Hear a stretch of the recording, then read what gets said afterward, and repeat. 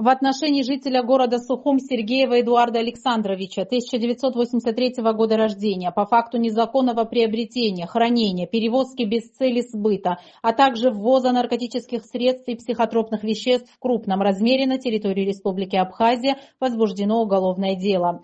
Запрещенные вещества гражданин перевозил в потайных местах салона своего автомобиля.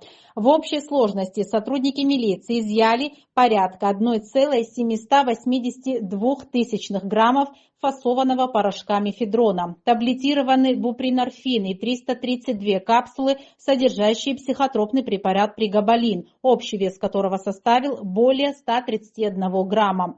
При этом и сам гражданин пребывал в состоянии наркотического опьянения.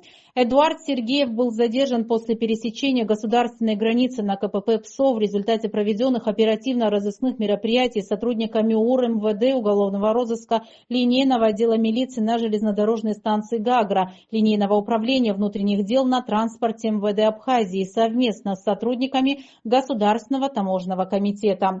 Расследование уголовного дела, возбужденного по признакам преступления, предусмотренных частью 2 статьи 223 пункта А части 2 статьи 224 прим. 1 Уголовного кодекса Республики, проводит Транспортная прокуратура Республики Абхазия. На время предварительного следствия подозреваемый заключен под стражу.